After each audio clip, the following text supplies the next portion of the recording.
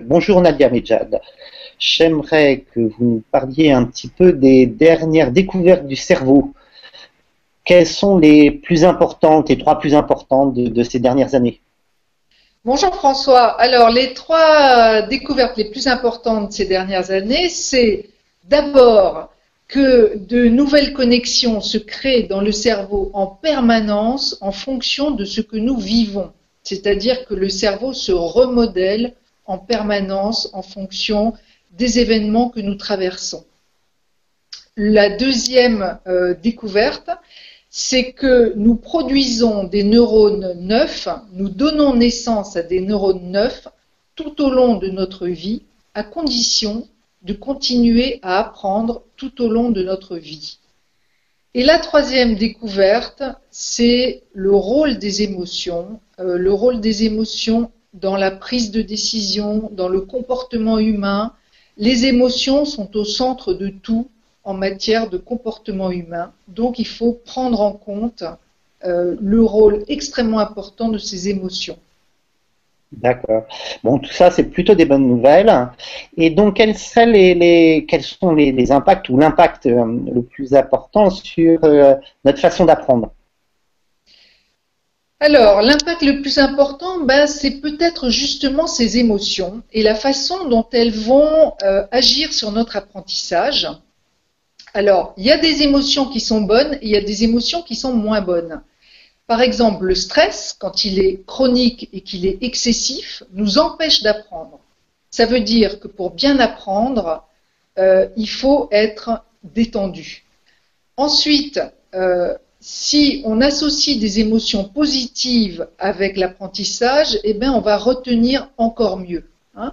C'est pas pour rien que tous les mammifères, tous les petits de mammifères jouent quand ils sont enfants.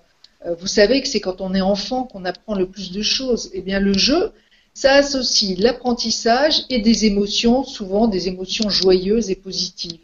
Et ces émotions-là permettent d'ancrer plus profondément les éléments d'apprentissage. Ça veut dire pour un formateur, bien, de mettre un maximum de possibilités de créer des émotions au cours de l'apprentissage, et pour celui qui apprend, de rechercher des moyens d'apprendre qu'il va trouver amusantes, excitantes. Ça ne veut pas dire qu'il ne faut pas faire d'efforts. Hein. Et notamment, on voit bien en matière de mémoire que pour mémoriser, il faut répéter. Et il y a répéter et répéter, c'est-à-dire que si on se contente de relire ses notes après un cours, on ne va pas retenir grand-chose.